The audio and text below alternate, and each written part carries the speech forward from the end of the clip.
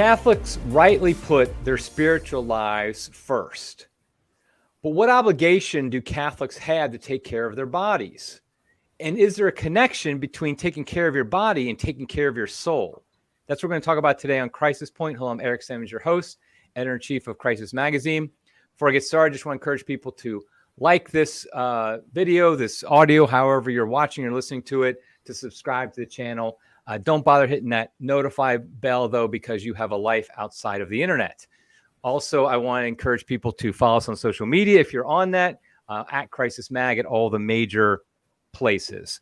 Okay, so let's go ahead and jump right into it. Our guest today is Dr. Kevin Vost. He is the author of 20 books, including Memorize the Faith and How to Think Like Aquinas. He's taught psychology at Aquinas College in Nashville, Tennessee, the University of Illinois at Springfield, Lincoln Land Community College, and MacMurray College. He's a member of the Research Review Committee for American Mensa, which promotes the scientific study of human intelligence. Also, and this is what we're going to be talking about today, he's the author of the most recent book, You Are That Temple, A Catholic Guide to Health and Holiness, which I will be the first to say I would have read this book even if Kevin was not going to be on the podcast, because I thought I was that interested in it when I saw it. And it's for sale. You can buy it now. You can actually buy it at the Crisis website. I'll put a link to it in the show notes. So welcome to the program, Kevin. Hey, thanks so much for having me on, Eric. Yeah, like I said, I was very excited when I saw this. I mean, I think I just got an email from Sophia, their standard email promoting books, and I saw this one. Like, I told my wife, "Oh, we got to get this one. I got to get this one," because I really wanted to read it just myself. I've been reading books kind of in this field of taking care of your body, but almost none of them are from a Catholic perspective. And so it's good to get that Catholic perspective in it. So I appreciate that. But before we really get going here, why don't you tell us a little bit about your background, why it is you're interested in health, kind of like your physical health and your spiritual health backgrounds. Sure, exactly. Because this is called, a Catholic approach to health and holiness. So my own background as a Catholic is that I was, born and raised Catholic, went to Catholic grade school and high school, went to the Mass every Sunday. Though my family, we didn't really talk about Jesus at home. We weren't particularly religious at home. I remember we didn't even own a Bible till I was in high school and had to have one to write a paper for a religion class one day. But anyway, I grew up Catholic. I was interested in philosophy, and in my late teens, I read some of the wrong philosophers, people like Friedrich Nietzsche, Bertrand Russell, Ayn Rand, and others. And I was basically robbed myself, I guess, in a sense of my faith. Read these logical arguments against the existence of God or even the rationality of positing a God. So I spent the next 25 years as an atheist, though I was interested in things like philosophy, and I obtained a doctoral degree in clinical psychology. Then through a series of events in my early 40s, I came to read St. Thomas Aquinas for the first time. So through the stirrings of the Holy Spirit and the writings of St. Thomas Aquinas, I had found that all these atheistic arguments that pulled me away were sitting there waiting for me already in the deposit of faith in the writings of St. Thomas, who was borrowing from other church fathers and philosophers who lived long before him. So anyway, I spent about 25 years as an atheist and came back in 2004 at the age of 43, thanks be to God. And then I also, when I came back to the church, not long after, I started writing Catholic books because I realized that in a sense, God was prepping me. All of the secular knowledge that I acquired during those years away could in some way be put in service of the faith. So, for example, my first book was called Memorize the Faith because my specialty in psychology was in memory. And Thomas Aquinas himself happens to be one of the greatest masters of human memory, explaining how it works and also how to improve it. So that was a segue there. And also, I'd had a lifelong interest in strength training and physical fitness. So over the years, I've written a few books integrating taking care of our bodies as Catholics, why we should do that. So there, the essence is my background. Well, I should say too, my special expertise in writing this particular book, You Are That Temple. Well, one, my clinical training was as a clinical psychologist, specifically neuropsychology, brain behavior relationships. So, I acquired some knowledge of conducting scientific research and how to evaluate it, which can come into play in evaluating research on nutrition and exercise too. Most of the college teaching I did for a dozen years or so was on human development, the whole lifespan, psychology of adolescence, psychology of aging. And when we go through this book, I try to zoom in on some of the special needs of those groups, I guess, so that hopefully is relevant too. Also, my own personal history as a weightlifter, competitive bodybuilder, powerlifter, Olympic lifter, Highland Games where you put on the kilt and throw the caber. I did all that stuff over the years. So I had, and was also a weightlifting instructor, so I had background there.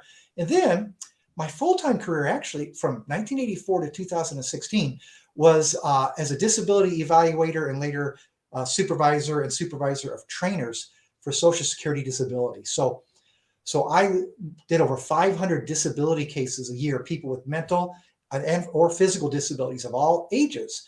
So one of the themes I cover in the book is how we've had these pandemics over the last several decades, the rise in things like obesity and diabetes and non-alcoholic fatty liver disease and so forth. So I realized I was kind of there on the scene as these pandemics developed, seeing precisely how they affect different individuals. So anyway, there's my background as a Catholic, and then some of the relevancies to this book is as a trained psychologist, a lifelong weightlifter, and also a person who had a full-time career in disability evaluation. Okay, so I have to ask you, did you ever meet Arnold Schwarzenegger? That's a very good question. Yes and no.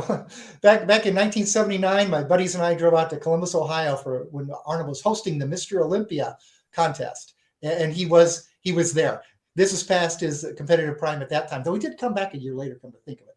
But yes, I did once briefly meet Arnold, and some of the others in the know in the bodybuilding game, Mike Mensa and Frank Zane, Franco Colombo, others, I had more experience with them. But yes, one brief meeting with Arnold. Okay, very good.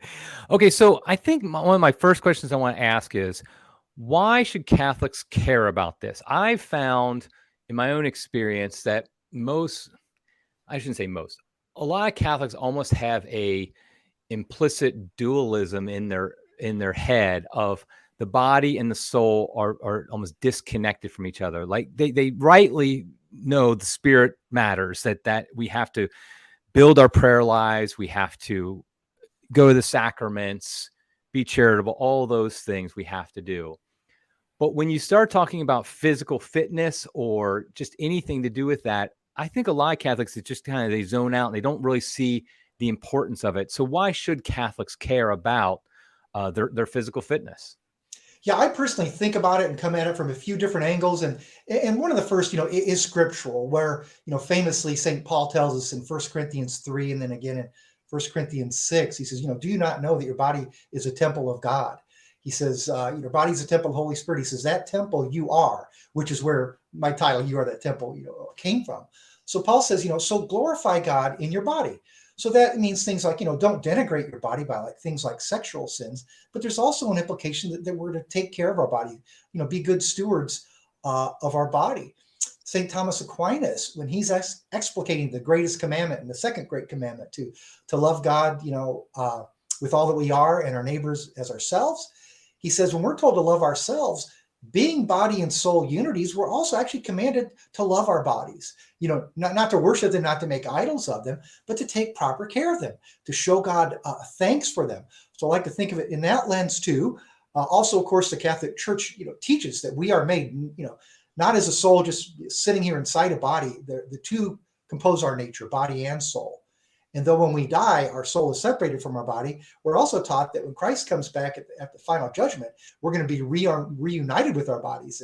And hopefully those of us who make it into heaven are going to have a glorified body, throughout eternity.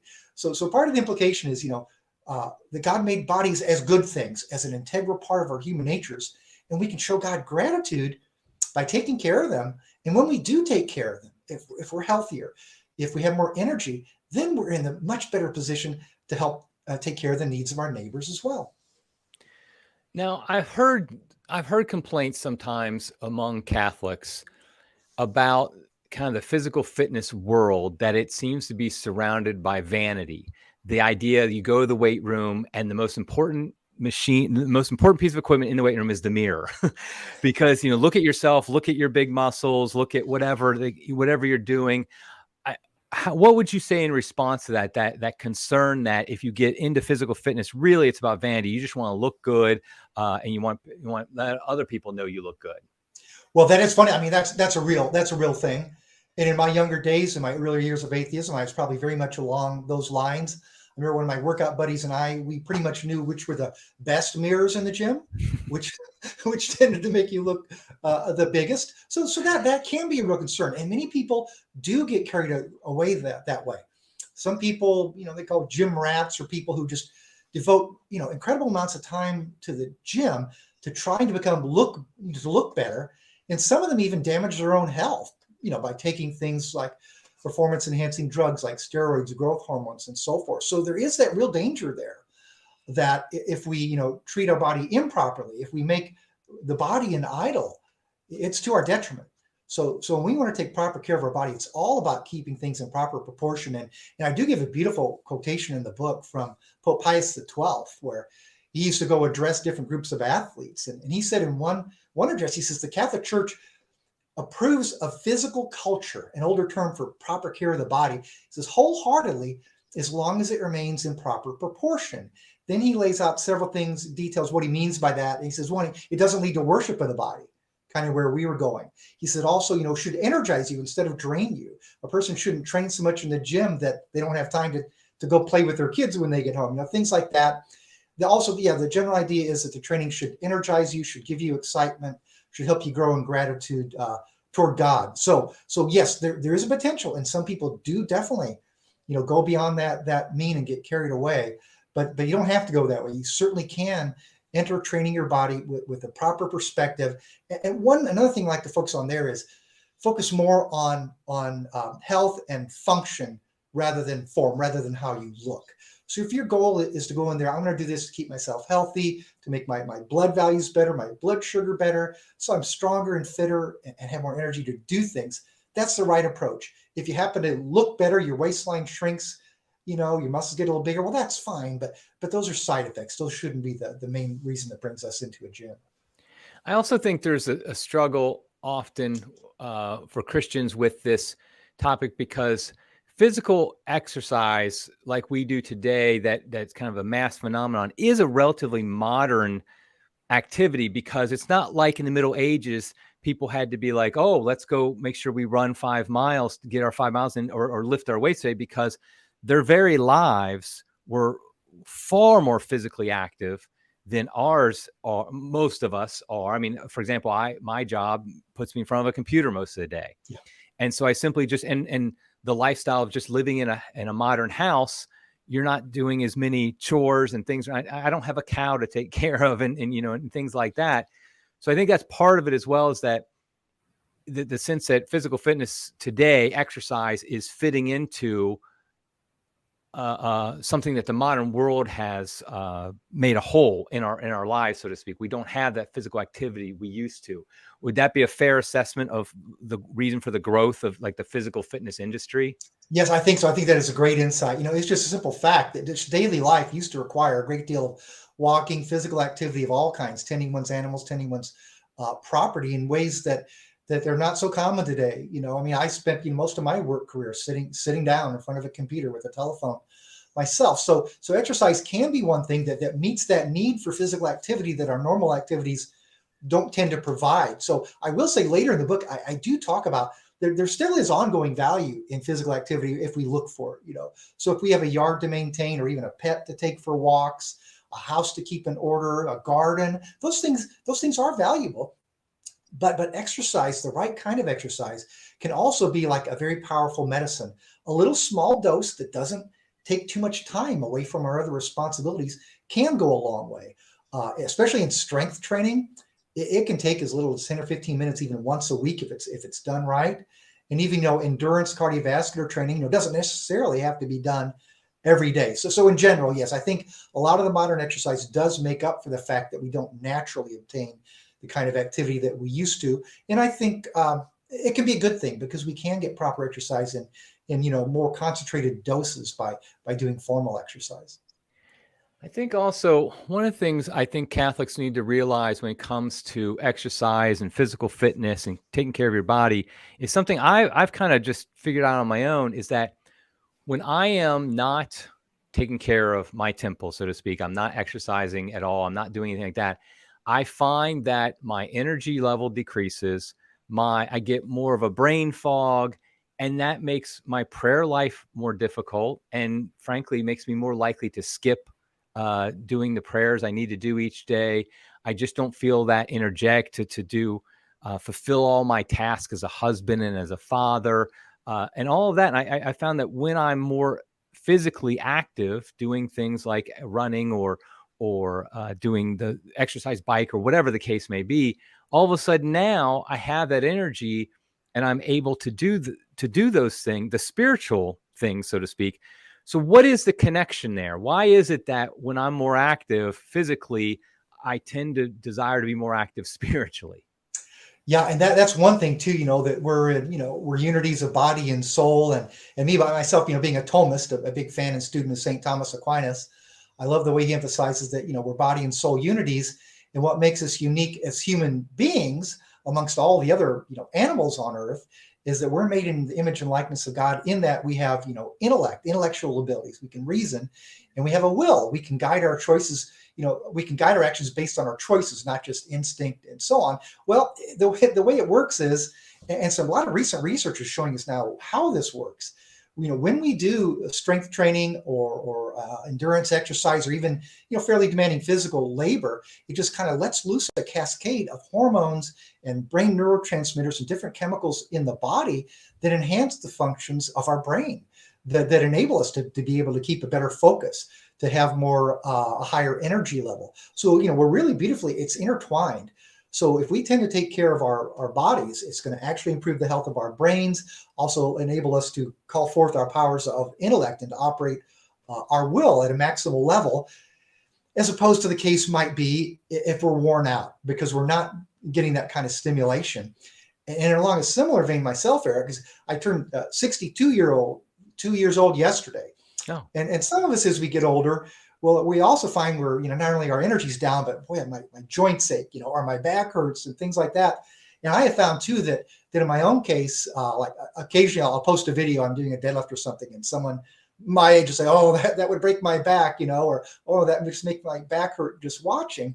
And I realized that if I'm doing, regular sensible training, my back starts hurting if I'm not training. The joints start acting up if they're not used on a regular basis. So anyway, yeah, I think that using our body on a regular basis has very powerful benefits to the mind, which then impacts the intellect and the will. It can even enhance our ability to focus on God the way we're supposed to through spiritual exercise.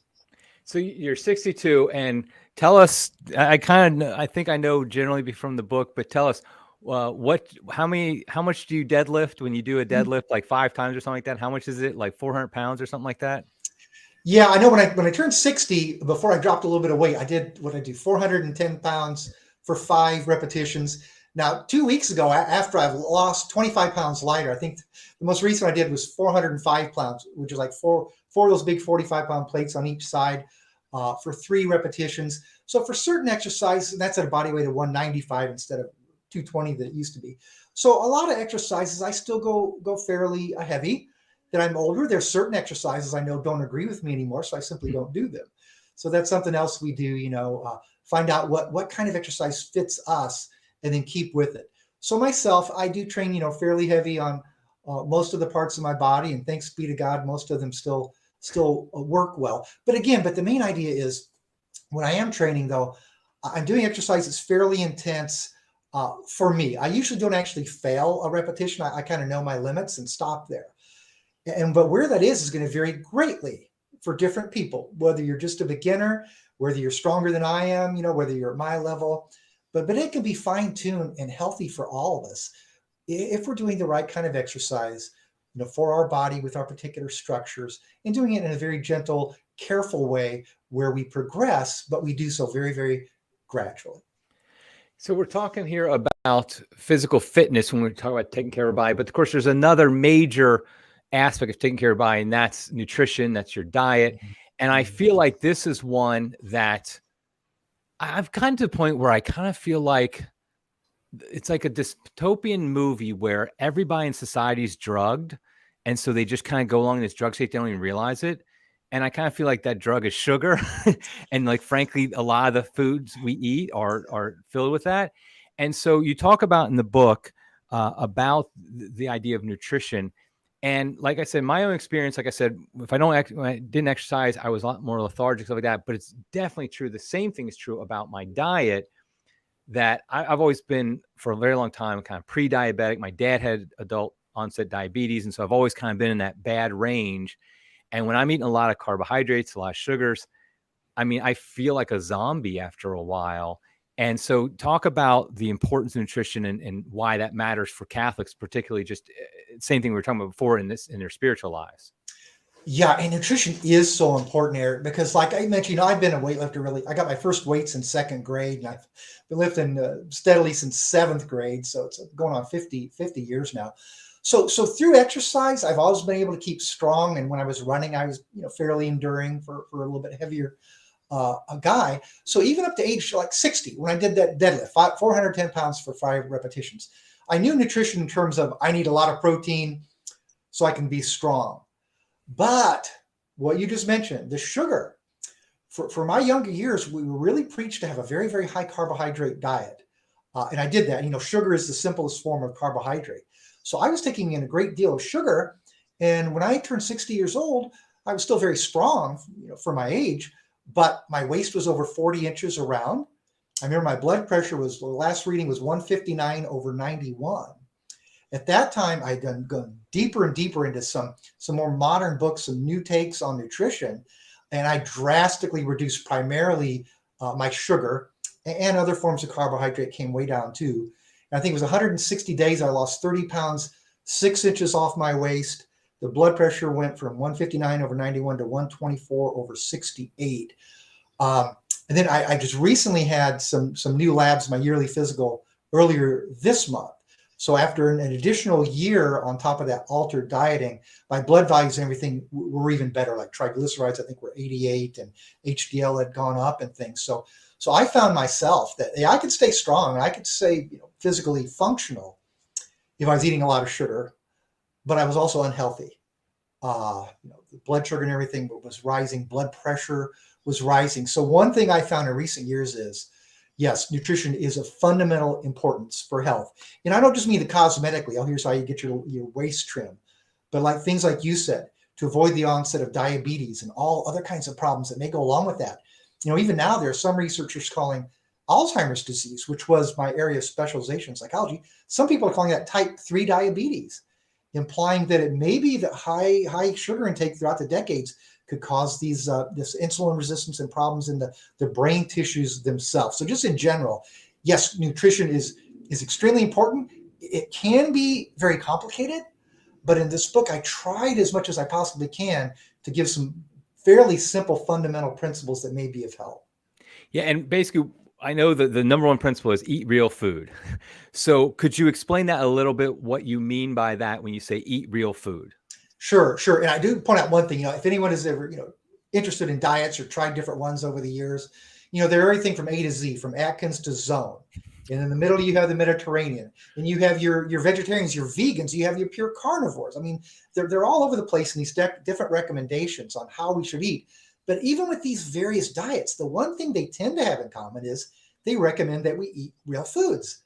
Just so some people say these should be all plants, other people say these should be all animal, and most of them are somewhere in a mix there. But that seems to be the common denominator, and that's contrasted with what we now call the standard American diet, because real good research has shown that now about 60% to over 2/3 of what we eat is not real food, meaning things without a label, a fruit, a vegetable, a piece of meat, an egg, cheese, butter, milk, things like that, but things that are packaged with this big ingredients list. For example, the Journal of the American Medical Association found that in 1999, for kids ages 2 to 18, I think it said 61% of their daily intake of food was ultra-processed foods as opposed to the basic real foods. And by 2017, I think it was, that had risen all the way to 67%. So more than 2/3 of what our kids in the United States eat a day are these ultra-processed foods. And one way to look at them is these are foods that would not have existed probably in the time of their great-great-grandparents.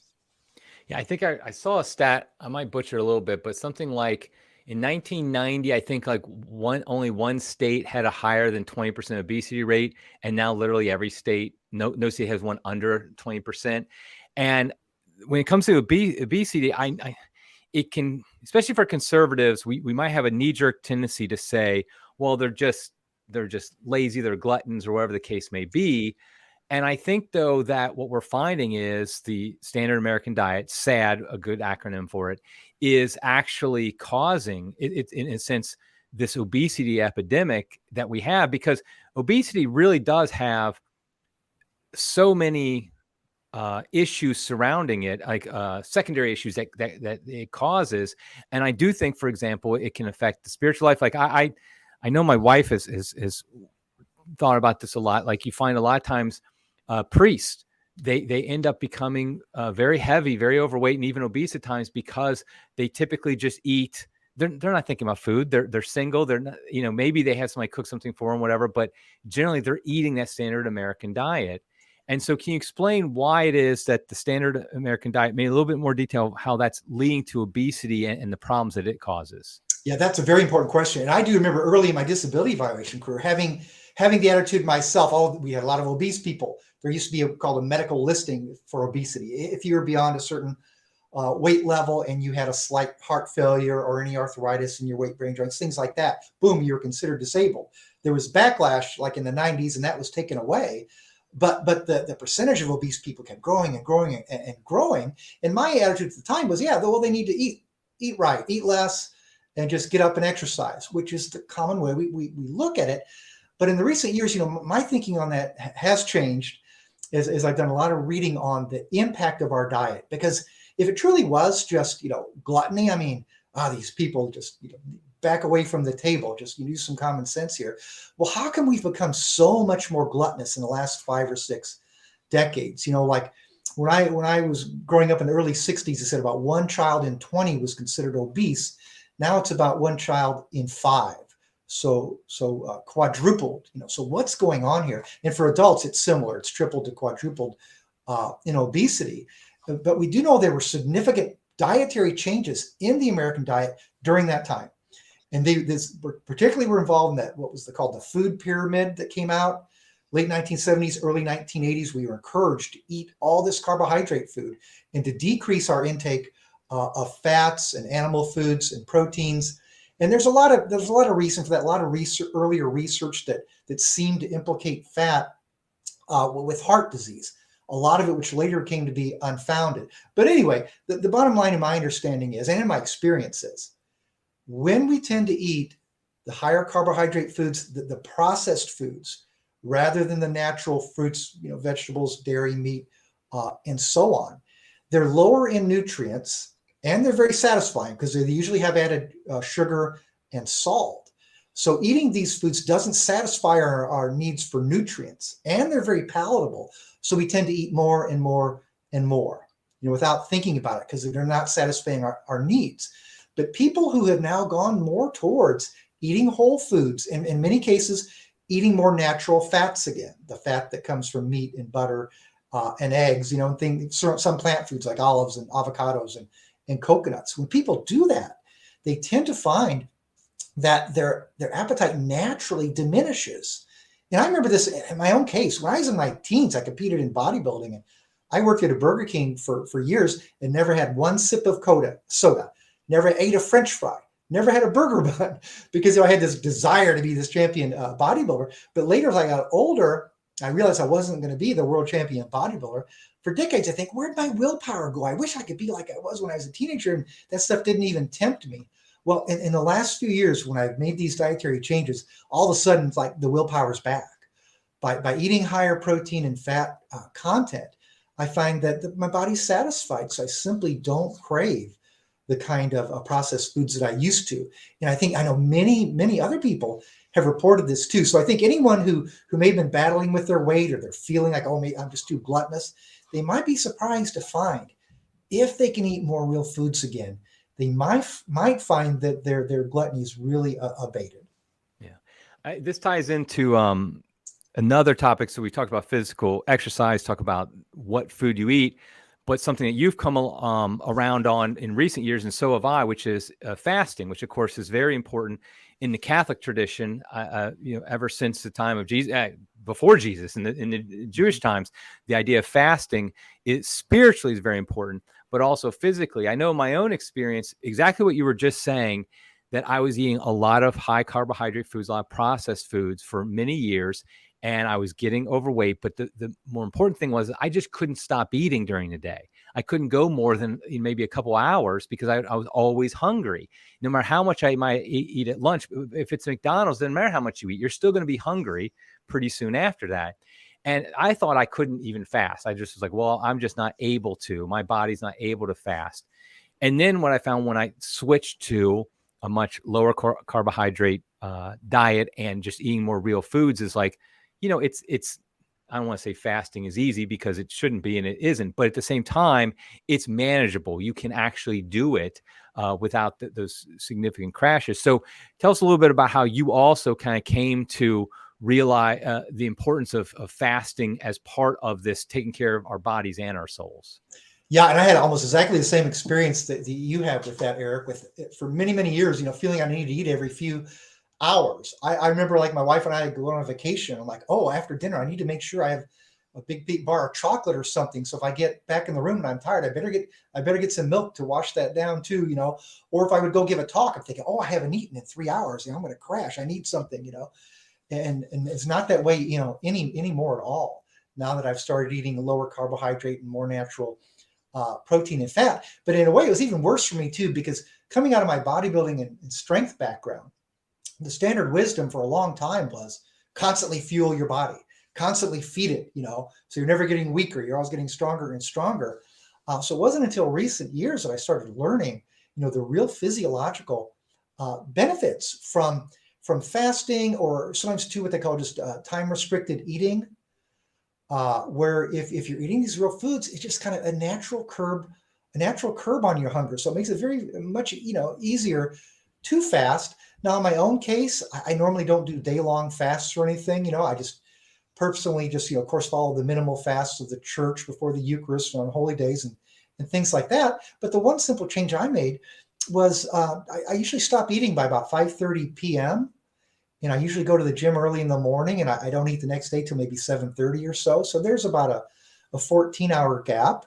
And then I usually eat 3 meals a day. It seems during the summer months I can reduce that to 2. I just don't even eat lunch, and I have no need or desire to nibble on anything in between, because it's kind of like when you're eating the real kind of foods that God made, they sustain you. Yeah, you're mentally sharp, and part of the reason for that is physiologically too, that your body, so many of us are adapted to burning sugar, and sugar is kind of like a kerosene. Poof, you use it up real fast, so you need to keep squirting more on there.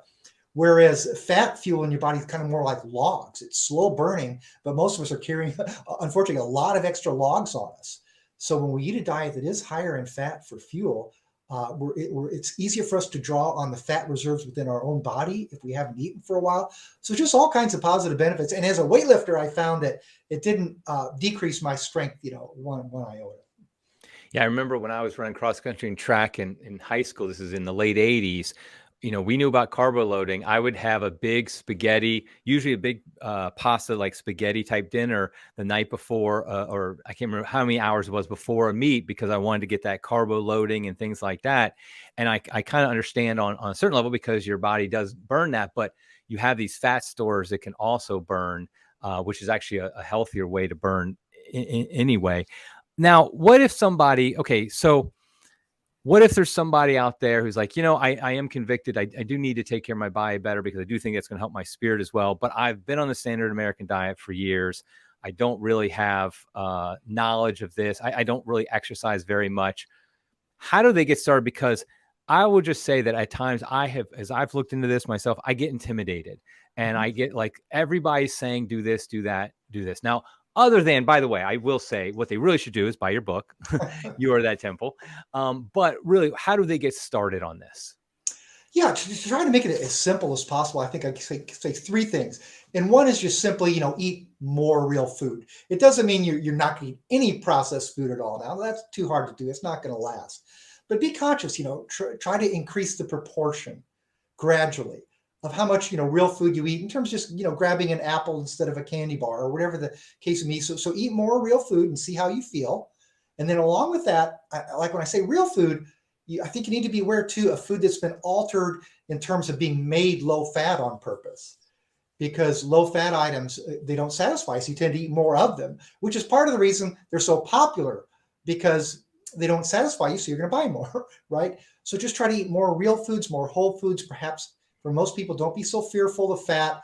A lot of this idea that saturated fat is going to cause heart disease or cancer, much of that has been debunked over recent decades, though it rarely makes it to the mainstream press. So I guess a simple thing, just try to gradually notice what you're eating, notice what you're buying, try to fill your cart more with what's on the outside of the grocery store.